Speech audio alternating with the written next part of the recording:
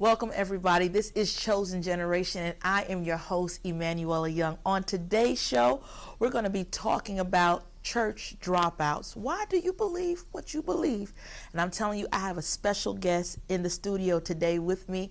He is an elder, an inspirational speaker, motivational speaker, preacher, and the director of the Soul Survivor Group. I'm talking about none other than Elder Nelvern Samuel. Stay tuned, sit back, call somebody, tell them about today's show.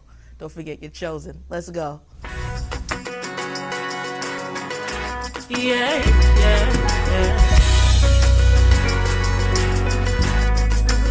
Everything I am,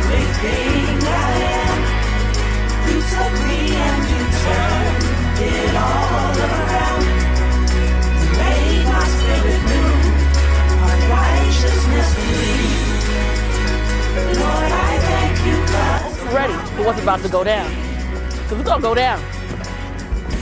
See y'all. Back on my life, and I see where you brought me from. My life was full of sin, but you cleansed me, Lord, within. And you gave me new life and opened my eyes to see.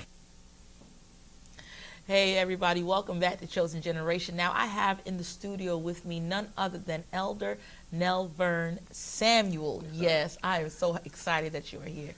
You know, especially today we're talking about a serious topic, you know, church dropouts, you know. But before we even go there, can you tell us a little bit about yourself? Who is Elder Nelvern Samuel? Elder Samuel, Nell, they call me Bishop, Big Dog, my man. I just love God. I've loved God ever since I learned about him. I love to preach abroad. I love missionary. So he's a missionary. Nelvern is an entrepreneur. Nelvern is focused. He's driven. He loves kids. Nelvern loves God. And I think to sum it up in one word, Nelvern is passionate. Nelvern is passionate. All right. So y'all hearing that. So with everything that you are and that God has placed inside you, we know that in front of your name it says elder. Yes. How long have you been an elder? Well, this is now December. I've been an elder now for 9 months. 9 months? I was ordained in March, and it's been a long ride. It's been a long ride, a long 9 months, but it's only the beginning. Okay, all right. And we can't ask, how old are you? Or how young are you, should I say? Elder Samuel is 31 years young. Wow, you are young. Young man of God that is an elder. I'm telling you, listen, okay. And what church do you attend? I attend Love Tabernacle Fellowship International, where my dad, Pastor A. Nelson Samuel, is the pastor, and I've been working with him for 16 years in ministry. Wow. Yes. Wow, 16 years with your father? Yes. In ministry? Yes. Listen, I'm telling you, I know we live with our parents, and I'm talking about to work with your father and with your parents in ministry. Yes. Was it always easy? No. He said no. Church is good. It's the people that come to the church. That's what makes it work. Okay. Now, you know, with reading your bio and everything, you know, it talked about you are a preacher, you know, you're a motivational speaker, you know, and it says you're a musician. I don't know who writes these bios. I play. I'm more of an aspiring musician. I play bass. I play drums. Play a mean triangle. Mean triangle. And exactly. And I sing. You sing. Yes. Good. But also, you are a director of the Soul Survivor Group. Yes. What is the Soul Survivor Group? The Soul Survivor Group is an organization that the Lord put in my spirit a few years ago, 6 years now. It's a not-for-profit organization where we take the ideas that are necessary for survival, but now we say this shouldn't be it. surviving shouldn't be the last draw for anyone. It should only be the first step. So what we do is we take principles and push those principles on survival, education, health, networking, social life, entrepreneurship, men and women learning about themselves. Yes. So we have different breakdowns. We have maximizing manhood and developing diva principles. Diva meaning divinely inspired virtues and assets. Okay. We also have the Kingdom Entrepreneurs, where it's a networking vehicle. So we believe, and our motto is making your network build your net worth. Wow. And we just want to bring all kinds of businessmen and women together. And finally, we're launching in February 2012. I'm excited about it.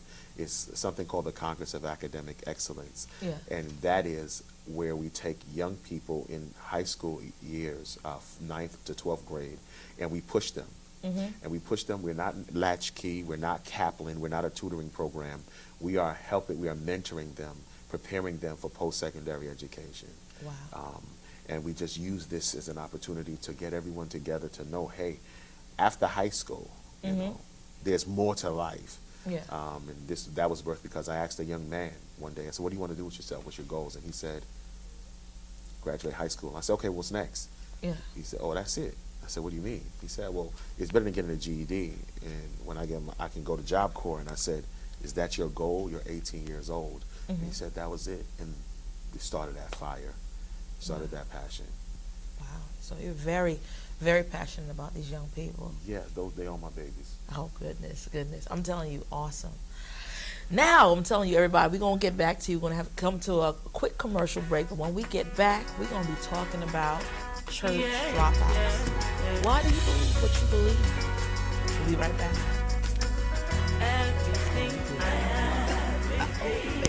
Every end of commercial.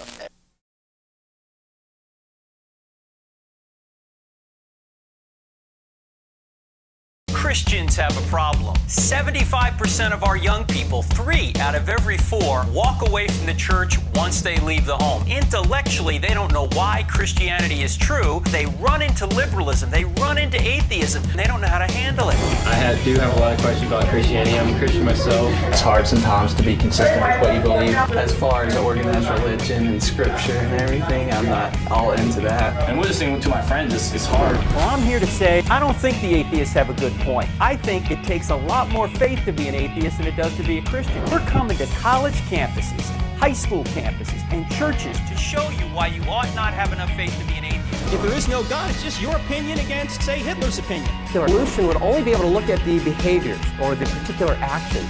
Does truth exist? True for you, but not for me can't be true because it's true for everybody.